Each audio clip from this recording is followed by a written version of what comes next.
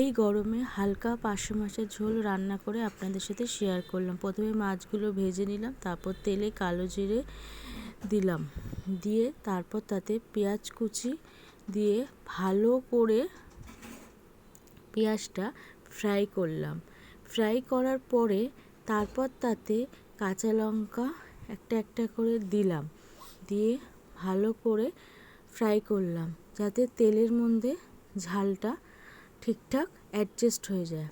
তারপর ভালো করে খুন্তি দিয়ে সেটা নেড়ে তাতে টমেটো কুচি দিতে হবে। টমেটো কুচি দিয়ে তারপর সেটাকে ভালো করে নাড়তে হবে, টমেটোটা নরম করতে হবে। নরম করার জন্য তাতে নুন দিলাম, নুন দিয়ে ভালো করে নেড়ে টমেটোটাকে নরম করলাম।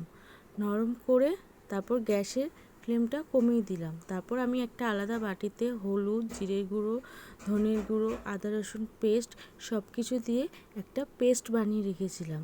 সেই পেস্টটা তাতে দিয়ে ভালো করে নেড়ে চেড়ে একটু জল দিয়ে মাছগুলো দিয়ে একটু কষিয়ে তারপর তাতে জল ঢাললাম। যতটা পরিমাণ আপনারা ঝোল খাবেন সেই পরিমাণ জল ঢালবেন, দিয়ে একটু ভালো করে ফুটলেই